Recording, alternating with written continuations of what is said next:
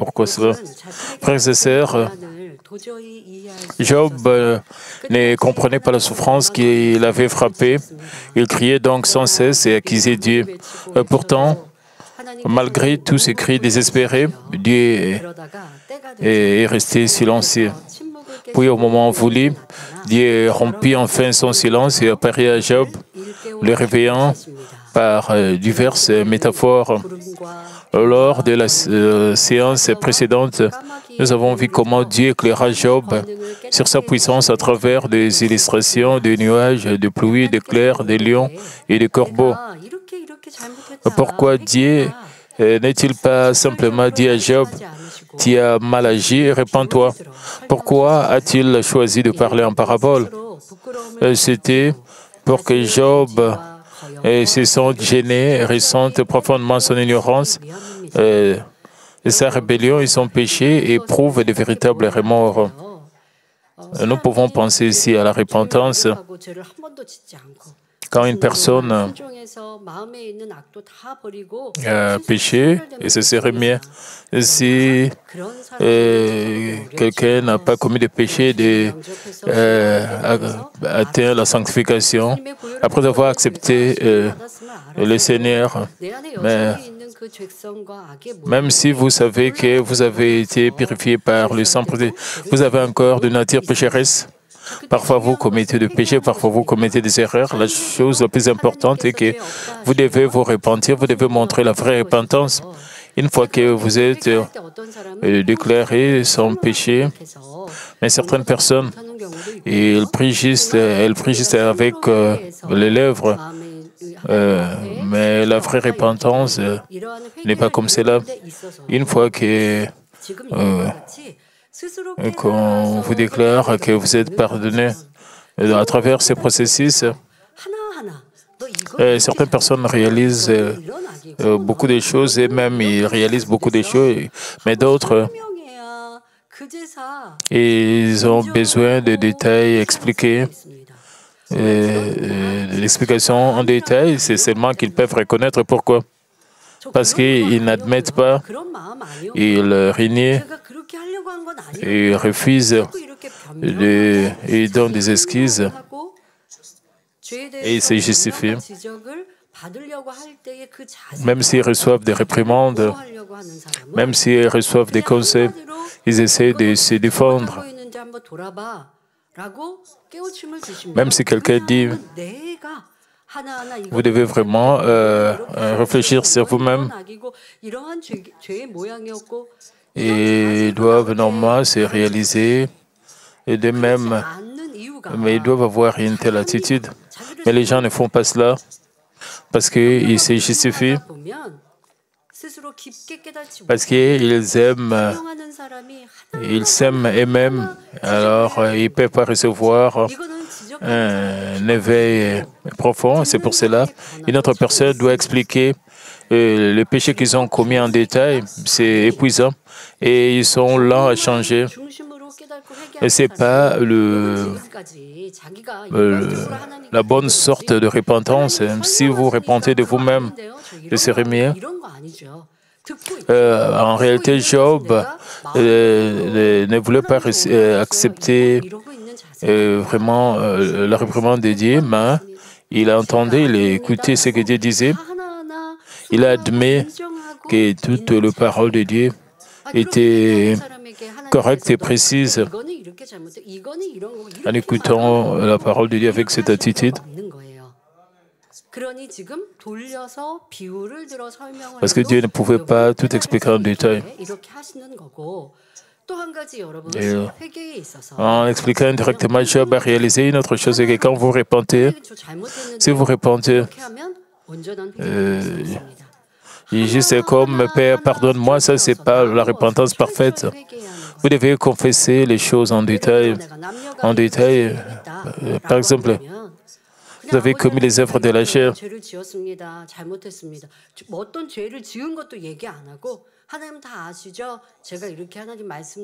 Vous pouvez dire, Père, que je n'ai pas vécu la parole, ça, ce n'est pas la repentance.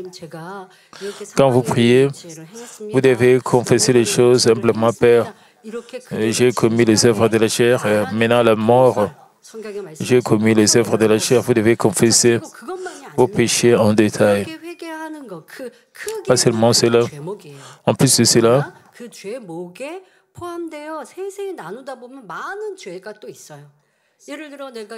il y a aussi d'autres types de péchés entre hommes et femmes. Puisque vous étiez dans cette sorte de relation, vous arrêtez de prier. Parce que j'ai aimé quelqu'un, j'ai aussi arrêté de prier et je ne pouvais pas adorer Dieu en esprit en vérité. Vous devez vous repentir parce que vous aviez des vaines pensées. Vous n'avez pas montré la fidélité et d'autres péchés en détail. Vous devez découvrir tout cela et vous repentir en détail. C'est ça la vraie repentance. Job avait une attitude humble, il a reconnu ses péchés.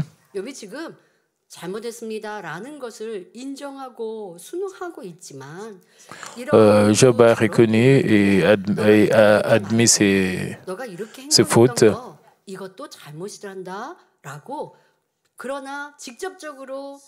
Dieu a rappelé et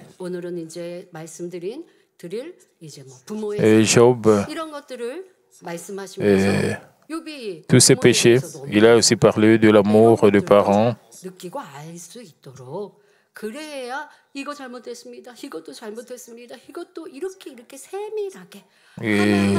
Et Job avait des ressentiments contre ses parents et Dieu lui a montré que c'était pas correct. Dieu lui a expliqué en détail. Vous devez réaliser tout cela. Même si vous êtes repentis, certains d'entre vous, vous êtes repentis superficiellement, pas en profondeur. Une fois que vous allez dans votre péché principal, il y a aussi d'autres péchés mineurs. Certains disent, Père, juste pardonne-moi, pardonne-moi simplement, Père.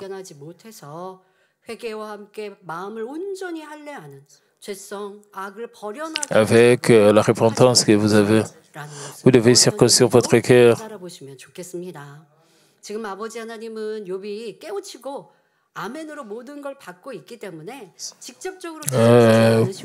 Puisque Job était prêt à accepter toute la parole de Dieu avec Amen, Dieu ne lui a pas parlé directement, mais indirectement.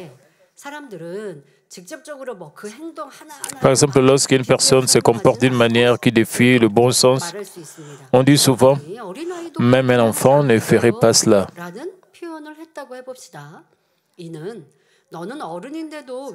C'est une autre façon de dire, tu es un adulte, pourquoi ne comprends-tu pas? Même un enfant saurait que c'est mal. Entendre une telle remarque fait généralement prendre conscience de son erreur et prouve de la honte. De même, bien que Dieu aurait pu montrer les choses directement à Job, il a choisi d'utiliser les illustrations animales pour lui faire prendre conscience de son ignorance et de sa rébellion et comprendre que tout s'accomplit finalement selon la volonté de Dieu. C'est là l'amour et la sagesse de Dieu. Les gens s'expriment de différentes manières. Certains parlent directement, d'autres plus doucement, par des retours, et certains utilisent des métaphores. La façon la plus sage de parler est de suivre la direction du Saint-Esprit et de choisir une méthode adaptée à chaque situation. Il y a des moments où il faut parler directement sous l'inspiration du Saint-Esprit.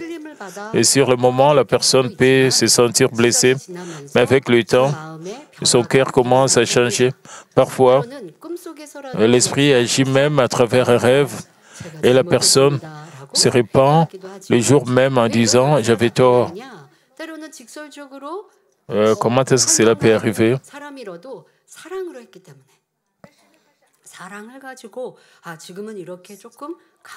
Quand même quand leurs péchés sont pointés du doigt, l'autre personne l'a fait par amour. 듣는 사람이 당장은 저 아닌데요? 그거 오해하신 건데요? 라고 이해하지 못하는 것 같아도 사랑으로 성령의 역사로 권면하고 지적했다는 Une fois que vous prodiguez des conseils par amour, par l'œuvre du Saint-Esprit, l'autre personne aura un réveil et va changer, mais il y a des exceptions. 받는 입장에서 서운해하고 오해하고 Même si vous prodiguez des conseils par amour, l'autre personne pourrait ne pas accepter cela et cette personne ne va pas changer. L'exemple, c'est Judas Iscariote. 변화가 아니라 실족당하는 사람이 많아요.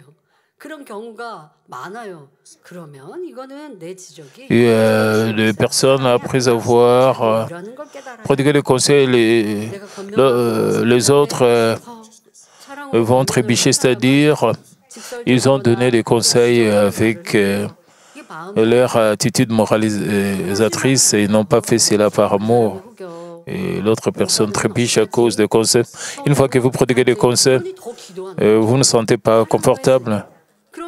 Vous pouvez avoir peur que l'autre personne peut trébucher parce que vous l'avez fait par amour. Alors vous devez prier et à la fin, l'autre personne va changer. Alors vous allez réaliser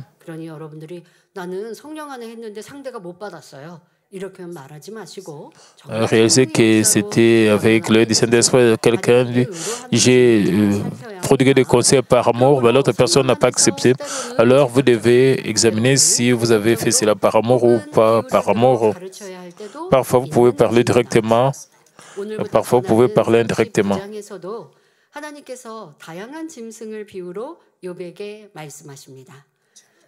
Ainsi, par le Saint-Esprit, il y a des moments où nous devons enseigner, prodiguer des conseils directement, d'autres fois indirectement, parfois par des paraboles. Dans le chapitre 39, que nous commençons aujourd'hui également, Dieu parle à Job prenant divers animaux comme exemple. J'ai pris pour que vous compreniez la sagesse et la puissance de Dieu à travers la parole et que vous les mettiez en pratique dans votre vie. Dieu a continué à poser des questions, à poser à Job des questions sur des sujets qui dépassaient sa compréhension. Job 39, 1 à 2. C'est-il quand les chèvres sauvages font leurs petits? Observes-tu le biche quand elles mettent bas? Comptes-tu le mois pendant lequel elles portent?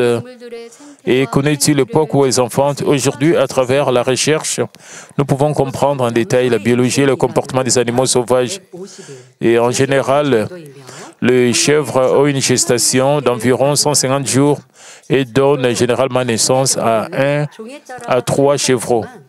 Quant aux biches, bien que cela varie selon les espèces, leur gestation dure en moyenne environ 240 jours et donne généralement naissance à 1 ou 2 faons.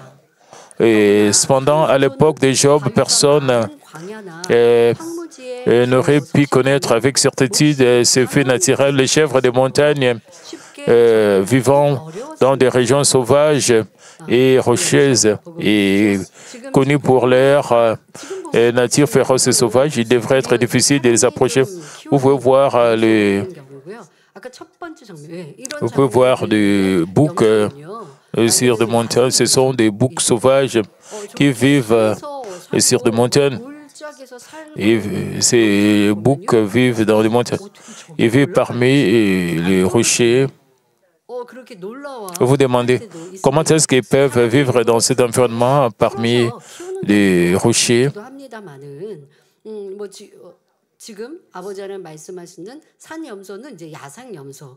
그리고 그렇게 야생에서 살고 산에서 살기 좋게 또 Dieu parle au sujet des chèvres sauvages. 자, 그리고 이 산 염소는요. 굉장히 싸나워서 사람들이 가면 쉽게 공격해요. 원래 염소는 양보다 좀 사납습니다. Une fois que vous les approchez, ils sont sauvages et féroces. Et une fois que vous les approchez, ils vous attaquent.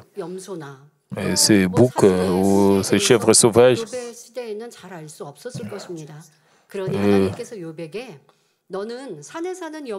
À l'époque de Job, les gens ne connaissaient pas vraiment le sujet de leur vie. Pourquoi Dieu a demandé à Job de telles questions?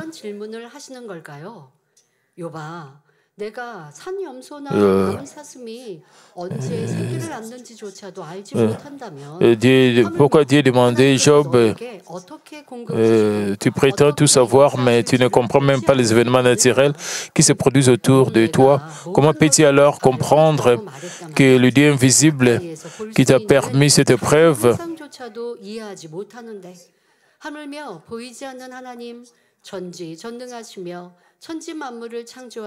donc lui, qui est omniscient, tout-puissant, créateur des cieux et de la terre, celui qui gouverne l'histoire et contrôle la vie et la mort des hommes, leur bénédiction et leur malédiction.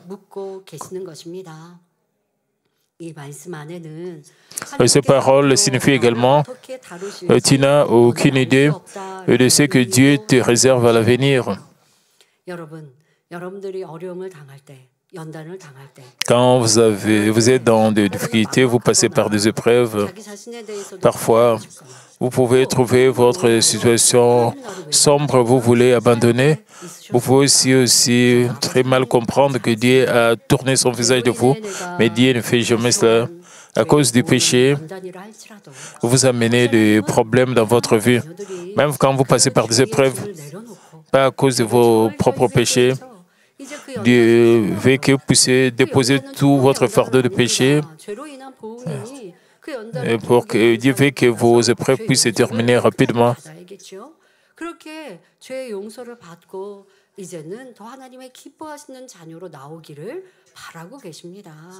Et Dieu veut que vous puissiez être transformés en des enfants qui sont aimés par Dieu, pour que vous puissiez plaire à Dieu. Il y a aussi des épreuves qui viennent, même quand vous vivez sur la parole. Et ce sont des épreuves pour la bénédiction.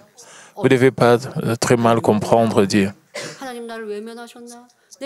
Et parfois, les gens comprennent très mal que Dieu a tourné leur regard contre eux.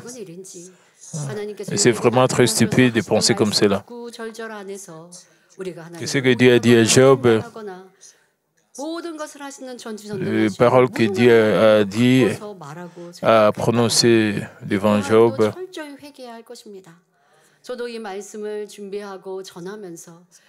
en préparant ce message, je me suis souvenu,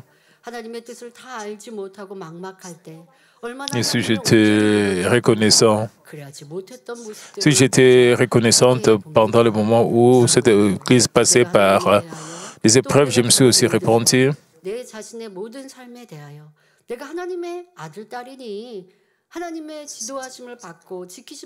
En tant que fils et fille de Dieu, vous avez reçu la direction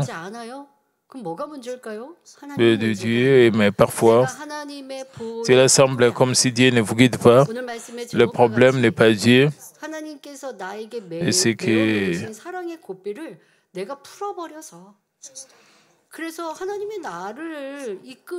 vous avez enlevé le règne de l'amour pour que Dieu ne puisse pas vous diriger.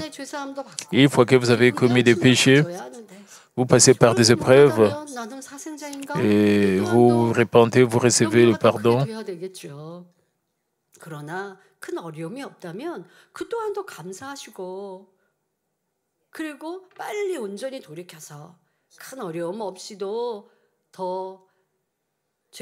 Vous devez vous repentir profondément et pour que vous soyez pardonné. Vous ne devez pas avoir peur et à pointer du doigt les péchés. Vous devez aussi examiner votre vie chrétienne à partir de tous ces messages. Dieu faisait comprendre à Job que toutes les paroles qu'il avait prononcées jusqu'alors étaient vaines, arrogantes et sans valeur, qu'elles provenaient de ressentiments et ne correspondaient pas à la vérité. Nous devrions également réfléchir aux paroles que nous prononçons dans notre vie de chaque jour, dans nos conversations avec nos conjoints, nos enfants, nos frères et sœurs, nos voisins, nos frères, nos sœurs, nous prononçons chaque jour d'innombrables paroles.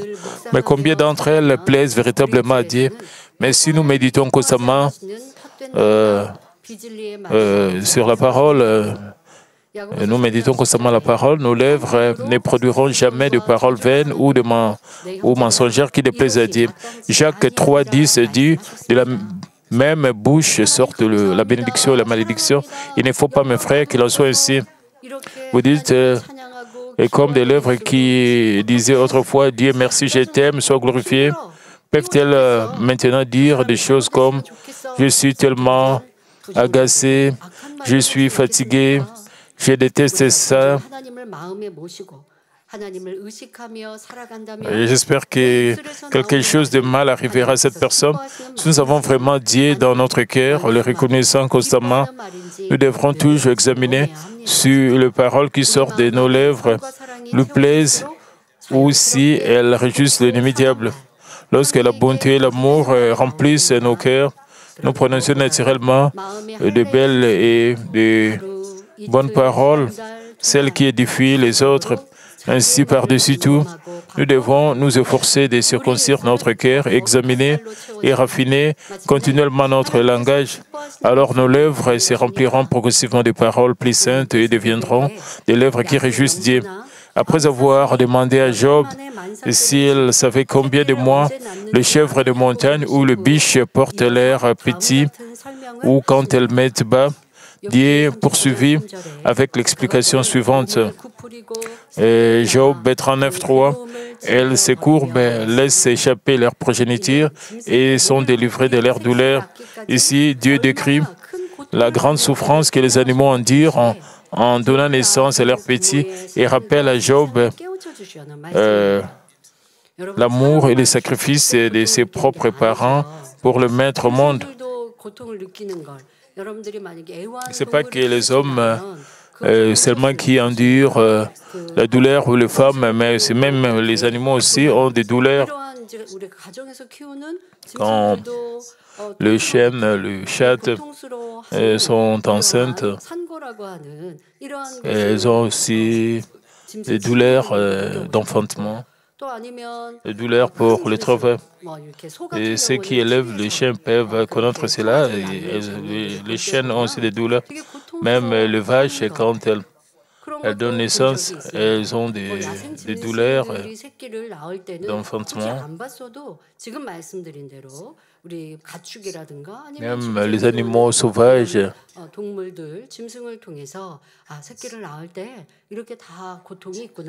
en observant les animaux domestiques, elles passent aussi par des douleurs quand elles donnent naissance à leurs petits. Dieu a rappelé à Job tout cela. Donc, l'amour et le sacrifice de ses parents. Dieu demandait, Job, comprend-il l'amour de tes parents qui t'ont donné la vie? Et connaît-il l'amour de ta mère qui t'a porté pendant 10 mois et endurer la douleur de l'enfantement? Frères et sœurs, prenons un moment pour réfléchir à l'amour de nos parents. Aujourd'hui, alors que le monde est souillé par le ténèbre et le péché, certains parents sans cœur abandonnent leurs enfants après la naissance, voire le maltraitent. Mais la plupart des parents ne sont pas comme cela. Une mère qui porte son enfant pendant 10 mois fait attention à ce qu'elle mange et même à ses mouvements. Tout cela pour protéger son bébé. Nombre d'entre elles surveillent ce qu'elles voient, entendent et disent et même pensent pour le bien-être de l'enfant dans le ventre maternel. Et lorsque vient enfin le moment de donner naissance, quelle douleur doivent-elles endurer? Élever un enfant demande également beaucoup d'efforts et de dévouement. De nos jours, avec la médecine avancée, les gens n'ont pas peur de mourir lors de l'accouchement. Elles pensent seulement à cause de la douleur, même aussi au sujet de la santé de l'enfant. Mais les gens ne se soucient pas au sujet que leur femme allait mourir, mais dans le passé, Et beaucoup de gens mouraient, même la femme et l'enfant mouraient lors de l'accouchement.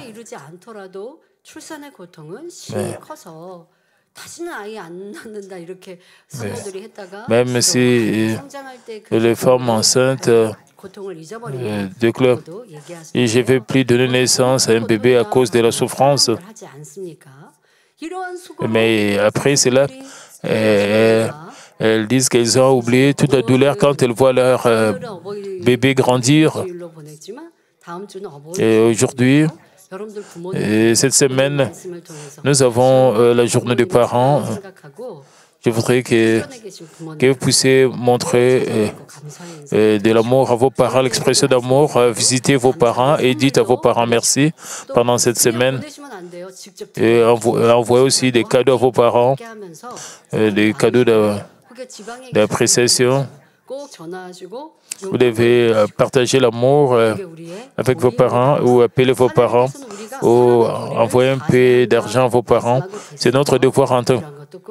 Dieu a dit que nous devons accomplir notre devoir.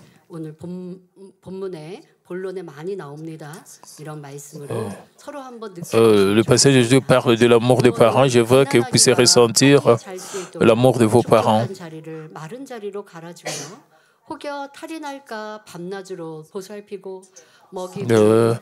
Les parents changent les couches de leurs enfants, des couches mouillées pour que les enfants puissent bien dormir et les élèvent avec beaucoup de soins. Et certains nouveau-nés ne dorment pas la nuit et parfois le mari et la femme doivent rester éveillés pendant toute la nuit. Même s'ils doivent prendre un peu de repos après le travail, bien qu'ils sont déjà épuisés, ils doivent porter le bébé pour que le bébé puisse dormir. Et les parents passent par beaucoup de choses pour que les enfants puissent dormir. Ils donnent de la nourriture au bébé, spécialement quand ils sont des nouveau-nés.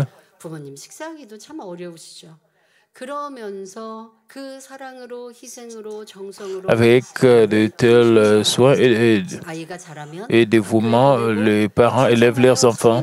Comme les enfants grandissent, ils envoient à l'école. Même les soucis des parents ne s'arrêtent pas jusqu'à ce que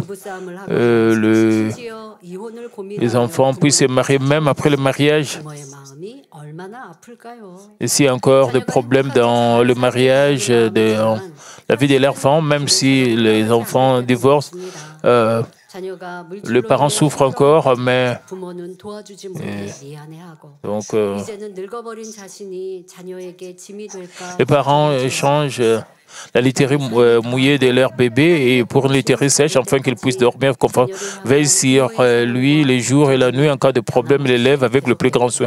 À mesure qu'un enfant grandit, il l'envoie à l'école, même une fois adulte. Leurs inquiétudes ne cessent qu'au moment du mariage, mais le mariage met-il fin à leurs inquiétudes? Non. Si leur enfant arrive chez eux bouleversé par des disputes conjugales ou même envisage le divorce, quel chagrin.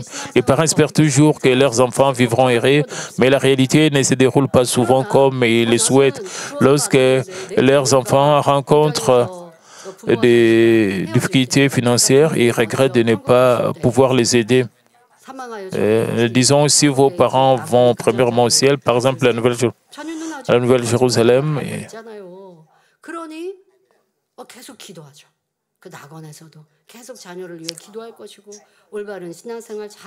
les parents continuent à prier pour leurs enfants pour qu'ils puissent mener une bonne vie chrétienne. Cela ne signifie pas qu'ils ont des inquiétudes et des soucis, non.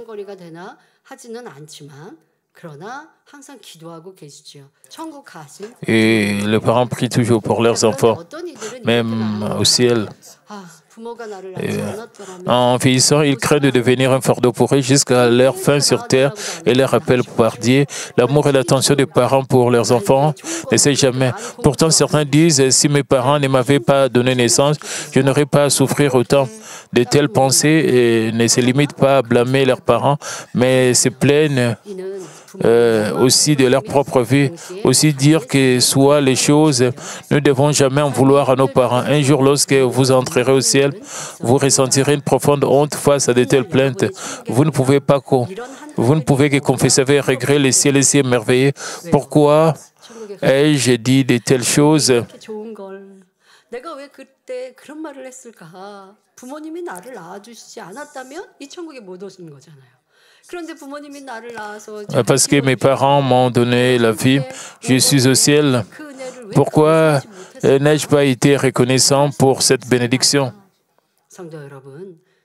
Frères et sœurs, le ciel est un lieu rempli d'une joie et d'un bonheur indicible. Il n'y a ni souci, ni chagrin, ni mort, ni larmes. Et nous vivrons éternellement dans ce lieu glorieux et magnifique, rendant gloire à Dieu avec un cœur rempli de joie et de gratitude. C'est pourquoi, frères et sœurs, alors que vous vivez sur cette terre, soyez toujours reconnaissants en toutes circonstances, espérant le ciel où le bonheur éternel vous attend. Et n'oublions jamais le sacrifice et l'amour de nos parents qui nous ont donné la vie et nous ont élevés. Cependant, Job n'a pas compris l'amour de ses parents. Alors quand les épreuves survinrent, il en voulut à ses parents et maudit même les jours de sa naissance.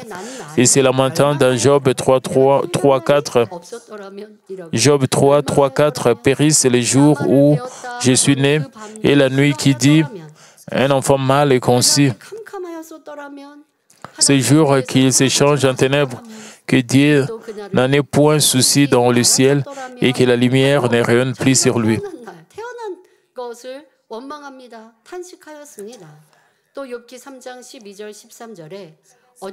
Et il en voulait également à sa mère qu'il avait mis au monde et qu'il avait élevé, en disant dans Job 3:12 et 13, « Pourquoi ai-je trouvé les genoux pour me recevoir et de ma mêle pour m'allaiter? Je serai couché maintenant, je serai tranquille, je dormirai, je reposerai. » Si un enfant disait devant ses parents, « Pourquoi suis-je né? J'aurais préféré ne jamais naître. » Quelle détresse ressentirait-il? Si nous comprenons vraiment l'amour de nos parents, nous ne leur en voudrions jamais et ne leur adresserions jamais de paroles blessantes, quelles que soient les difficultés de notre situation. C'est pourquoi Dieu a utilisé le travail des animaux pour donner naissance comme métaphore pour réveiller Job à l'amour de ses parents. Job devait ressentir, j'avais des ressentiments contre mes parents. J'avais aussi des plaintes au sujet de la nuit où je suis né. Il devait se repentir en détail. C'était l'amour de Dieu envers Job. Par les expressions des animaux et l'amour des parents.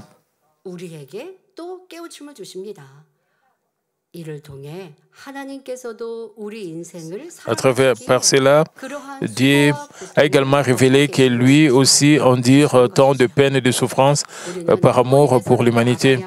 Nous devons non seulement reconnaître l'amour de nos parents, mais aussi comprendre l'amour de Dieu, incomparablement plus grand et plus profond. Tout comme une personne porte un bébé pendant 10 mois, endure la douleur de l'accouchement et fait face à d'innombrables soucis et préoccupations en le levant, Dieu aussi déverse un sacrifice et un amour incommensurable jusqu'à ce qu'une seule âme soit sauvée et devienne son véritable enfant. Accepter le Seigneur et naître de nouveau par l'eau et l'Esprit n'est pas la fin. Et tout comme un nouveau-né ne devient pas pleinement mature du jour au lendemain, nous ne pouvons être considérés comme des véritables enfants de Dieu tant que nous n'avons pas complètement rejeté les attributs des contre-vérités.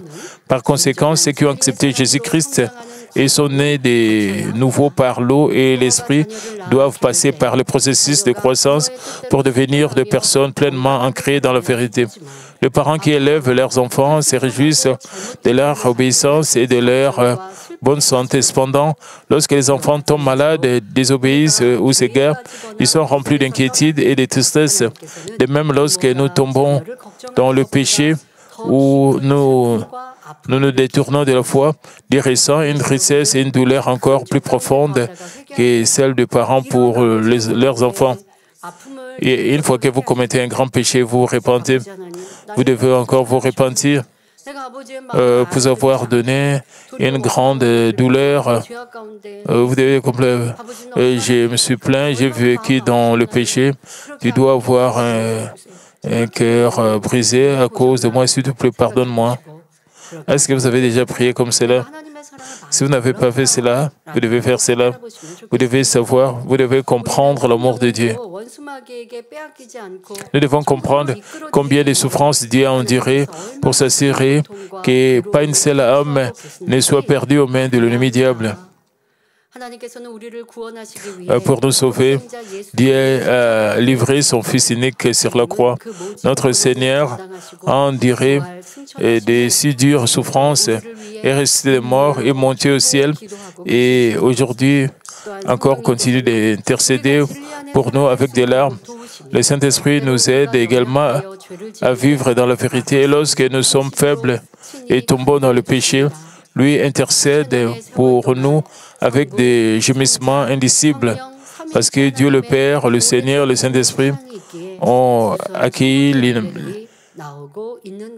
l'humanité avec un amour persévérant pendant des millénaires. D'innombrables fruits célestes ont été produits. Si nous saisissons pleinement cette vérité du fond du cœur, nous ne crucifierons plus jamais Jésus, mais nous poursuivrons notre route avec une foi inébranlable vers le ciel. Frères et sœurs, le parent désire être profondément aimé de leurs enfants. Vous devrez donc vous demander si vous aimez Dieu autant que vous désirez être aimé par vos propres enfants. De plus, en tant que parents, nous devons apprendre à nos enfants à aimer Dieu plus encore qu'ils nous aiment. C'est le dimanche des enfants.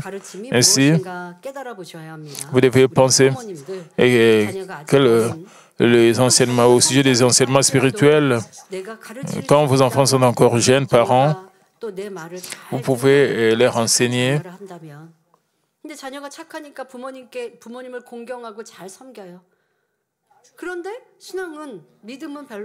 Vos enfants vous obéissent très bien. Disons que leur foi en Dieu n'est pas bonne.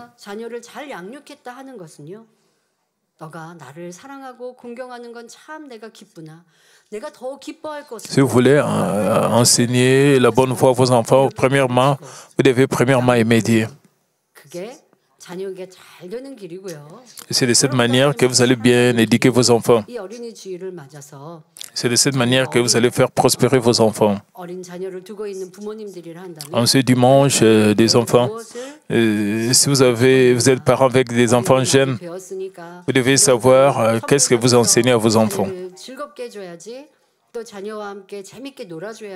Si vous voulez seulement donner la joie en donnant seulement des cadeaux à vos enfants, vous devez savoir, vous devez réfléchir si vous leur donnez une éducation spirituelle. Car autant vos enfants aiment Dieu, autant ils recevront son amour, prospéreront sur cette terre et recevront des récompenses et gloire au ciel éternel.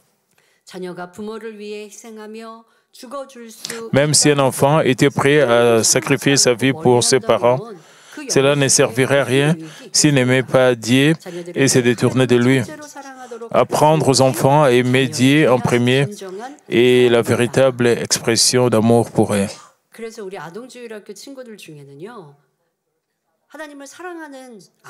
Et parmi les enfants de l'école de dimanche, certains d'entre eux aiment Dieu et prennent joie en louant Dieu et en adorant Dieu.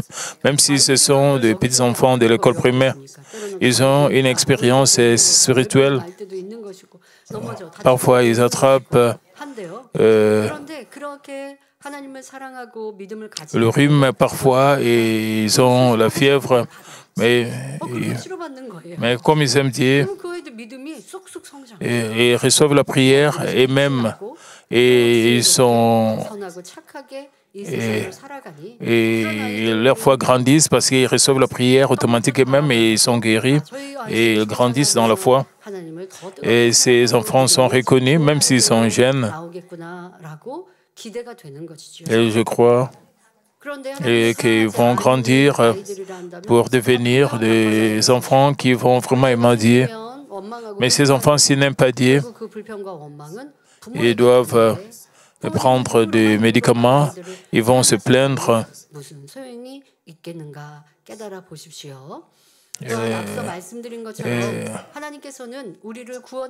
Et quelle est l'importance si le parent aime ses enfants de manière physique?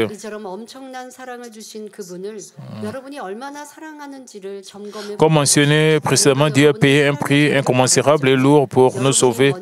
Et vous faut donc d'abord examiner votre amour pour celui qui vous a donné un amour si profond avant de désirer que vos enfants vous aiment. Vous devez d'abord aimer Dieu. Il en va de même pour les âmes. Évangéliser, nourrir les âmes peut être comparé à une mère qui donne naissance à un enfant et l'élève, tout comme une mère oublie la douleur de l'accouchement avec joie et émerveillement en voyant le visage de son nouveau-né.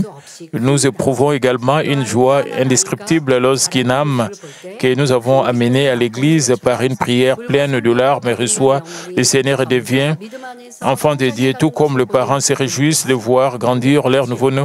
Il y a une grande joie à voir une âme née d'eau et d'esprit grandir progressivement dans la foi. Plus nous portons d'enfants spirituels, plus nous apportons gloire et joie à Dieu, plus grandes seront les récompenses et les bénédictions célestes que nous recevons. Tout comme un nouveau-né a besoin de soins attentifs de ses parents, les nouveaux croyants ont besoin de l'attention des ouvriers d'Église jusqu'à ce qu'ils reposent sur le rocher de la foi. Nous devons accompagner les nouveaux croyants avec amour et patience jusqu'à ce qu'ils passent du stade de nourrisson spirituelle ayant besoin de lait à celui des croyants matures capables de manger des aliments solides et même de donner naissance à des enfants spirituels. Nous devons les accompagner jusqu'à ce qu'ils deviennent des ouvriers de la foi et fassent preuve de fidélité devant Dieu. Quelle joie et quelle récompense de voir une âme que nous avons amenée à l'Église grandir dans la foi, et recevoir un titre et devenir ouvrière de l'Église. Je traite aussi avec les ouvriers de l'Église. Et certaines personnes disent cet ouvrier de l'Église. Et je l'ai amené à l'Église. Ils sont très contents en voyant la personne qu'ils ont amenée à l'Église devenant un ouvrier de l'Église ou devenant un ancien ou une grande diaconesse. Je peux aussi le féliciter. Ce n'est pas juste une joie temporaire sur cette terre. Vous pouvez vous vanter de cela pour toujours. Alors, et quelle gratitude immense vous témoignerez-t-elle au ciel? Et vont vous remercier pour toujours. Ils diront, grâce à votre évangélisation, j'ai pu accepter le Seigneur et venir au ciel. À travers vos prières et vos enseignements, mon âme a prospéré et je suis arrivé dans ce magnifique ciel à cause de vos pasteurs libres. Et je suis arrivé au 3e royaume du ciel à cause de vos pasteurs Pâques. Je suis arrivé à la Nouvelle-Jérusalem. Combien vous sentirez la joie, la fierté d'avoir évangélisé.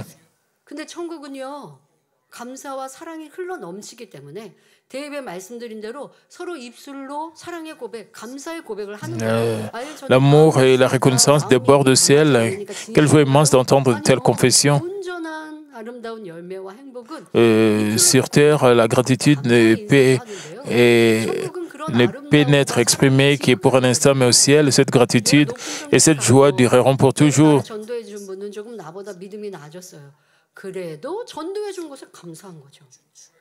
Même si quelqu'un vous a mené à l'Église et dans une position inférieure au ciel, vous allez reconnaître cette personne parce que vous serez toujours reconnaissant que cette personne vous a mené à l'Église.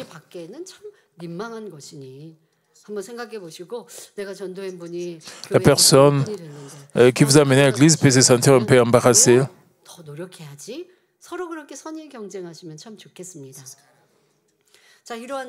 C'est une très bonne compétition. Disons, la personne qui vous avait amené à l'église a grandi dans la foi. Combien vous sentirez la joie et la reconnaissance. Comme je le disais, et sur terre, la gratitude peut n'être exprimée que pour un instant, mais au ciel, cette gratitude et cette joie dureront pour toujours. Le ciel est la vérité même, un lieu immuable et éternel. Conduire une seule âme au salut est plus précieux que tout. Et lorsque nous évangélisons 2, 3 âmes ou plus, la joie est d'autant plus grande. Pourtant, tout comme une mère doit endurer la douleur de porter et de donner naissance à son enfant, nous devons nous aussi être prêts à une grande patience et à de grands sacrifices jusqu'à ce qu'une âme devienne une personne pleinement vraie. C'est pourquoi l'apôtre Paul a confessé dans Galates 4, 19, « Mes enfants, pour qui j'éprouve de nouveau les douleurs de l'enfantement, jusqu'à ce que Christ soit formé en vous. » De même, nous devons reconnaître la souffrance et la persévérance de Dieu, que Dieu endure pour que chacun de nous parvienne à la foi parfaite. Sur le chemin de la foi, nombreux sont ceux qui vacillent ou chutent. Pourtant, Dieu attend longtemps pour que nous restions fermes dans la foi. Alors, gravons profondément cet amour dans nos cœurs et poursuivons fidèlement notre course de foi jusqu'au bout. Je demande au nom de notre Seigneur que chacun de vous réalise combien l'œuvre du salut et des âmes est précieuse et que vous accomplissez encore plus fidèlement votre vocation d'évangéliser et de prendre soin des âmes. Auparavant, j'ai mentionné le cas où le parent ils sont déjà allés au ciel, vont prier pour vous, même s'ils ne peuvent pas voir ce qui se passe ici sur terre en détail. Et ils ne vivent pas avec des soucis, ils prient seulement honnêtement pour vous, ils prient sérieusement pour vous. Disons,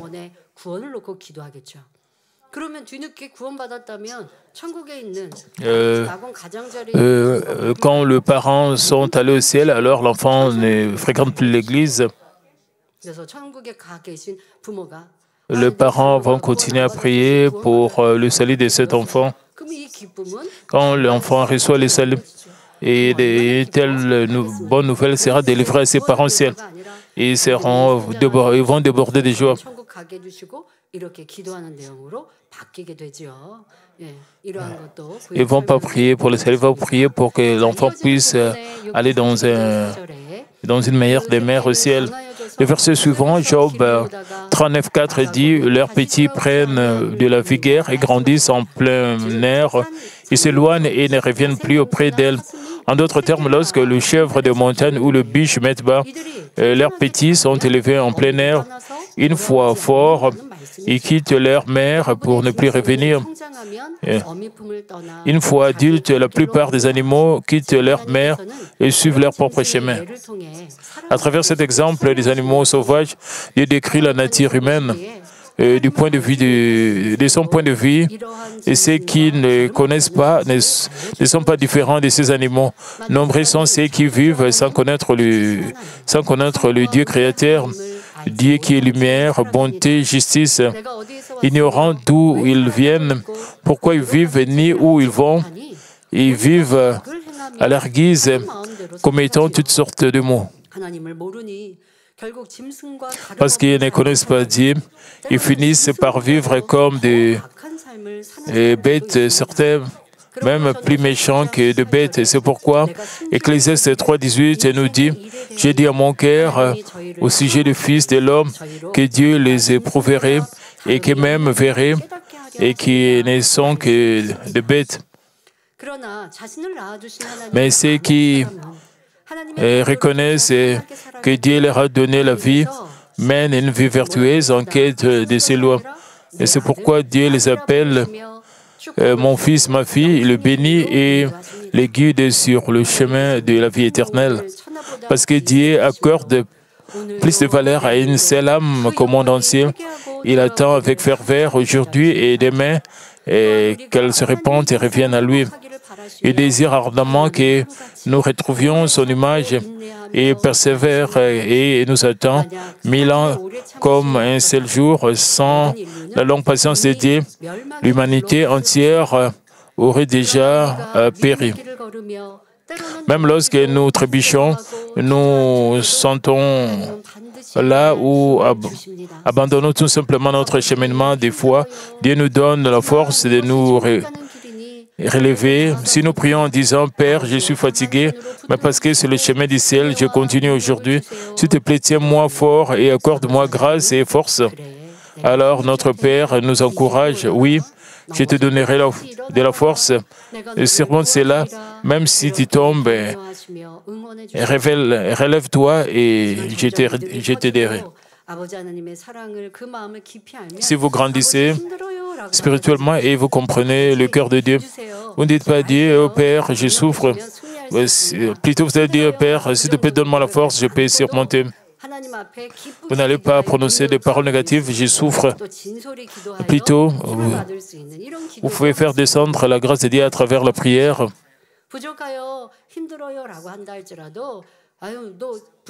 Même si vous manquez, parfois prononcer des paroles négatives, Dieu ne dirait pas. Selon votre mesure de foi, niveau de foi, Dieu va vous fortifier, va vous donner la force.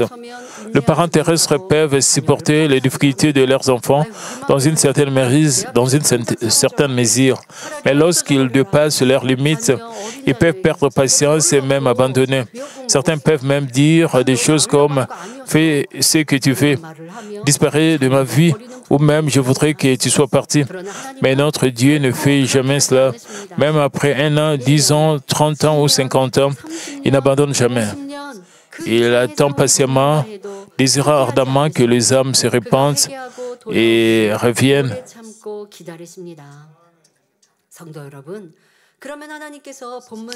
Frères et sœurs, alors, qu'est-ce que Dieu essaie de nous enseigner à travers le verset 4 du passage d'aujourd'hui?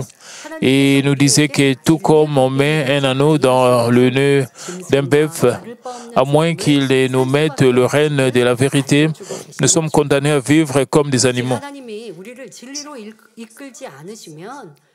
Autrement dit, à moins que Dieu ne nous guide dans la vérité, nous ne pouvons pas emprunter le chemin de la vie éternelle tel un âne sauvage en liberté. Nous courions inévitablement ça et là et nous nous dirigeons vers la destruction. Ainsi, Dieu nous met les rênes de la vérité par amour. Ces rênes sont les paroles de l'Écriture qui disent « Fais ceci, garde ceci, et rejette ceci et ne fais pas cela ». Et pourtant, grâce à notre libre arbitre, nous pouvons choisir d'obéir à ces paroles et d'aller au ciel ou de quitter les craintes de Dieu et de retourner dans le monde. Nous pouvons nous-mêmes desserrer les rênes et suivre le large chemin. Nous avons le libre arbitre donné par Dieu. C'est la différence, notre différence avec les animaux. Les animaux suivent leur instinct, mais les êtres humains ont le libre arbitre. Ils peuvent faire des choix. Bien sûr, les animaux aussi font aussi des choix, mais ils suivent seulement leur instinct. Mais nous avons le libre arbitre. Notre choix est différent du choix des animaux. Dieu le Père nous a donné le libre arbitre. Dieu veut que ses croyants, Dieu a mis le règne de l'amour en nous et nous guide vers des bons endroits au ciel. Nous pouvons aussi desserrer ou enlever le règne d'amour avec des plaintes. Nous pouvons enlever cela. Certains font cela et ils quittent le limite du salut et s'éloignent de la grâce. Les êtres humains sont comme cela. C'est vraiment lamentable, c'est vraiment regrettable. Cela ne devrait pas arriver. Nous devons réaliser cela que le règne de la vérité, le règne de l'amour de Dieu ne sont pas là pour nous bloquer. Et nous conduit vers la vie éternelle. Quand nous comprenons vraiment cela, Dieu a dit que ceci, c'est le péché, alors vous devez éviter cela. Vous avez l'habitude de haïr, de condamner, de juger. Nous trouvons que dans l'Église, que ce sont des péchés. Parfois, vous pouvez vous sentir chargé, vous pouvez sentir qu'on vous enlève votre liberté. Dans le passé, après avoir montré votre irritation, de la colère, vous vous sentez rafraîchi, mais Dieu vous demande de ne pas faire cela.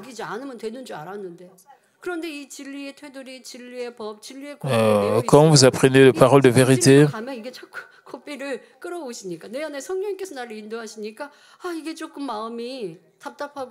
vous vous sentez chargé, vous avez des remords de conscience, vous êtes convaincu.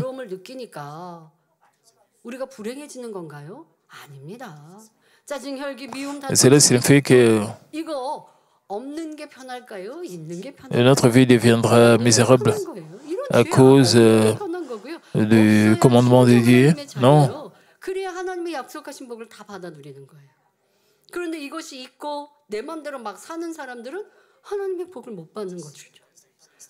Et les gens qui vivent comme ils veulent, ils ne peuvent pas recevoir de bénédiction de la part de Dieu. Quand Dieu vous demande de faire ceci, cela, de ne pas faire ceci, cela, vous devez obéir. Dieu essaie de vous donner la vraie bénédiction et la vraie liberté. Une fois que nous obéissons, toutes nos larmes, nos chagrins et nos douleurs vont disparaître. Si vous montrez de l'irritation, si vous avez des querelles, est-ce que cela montre que vous avez la liberté? Même si quelqu'un nous harcèle, nous continuons à servir cette personne, nous prions vraiment pour cette personne.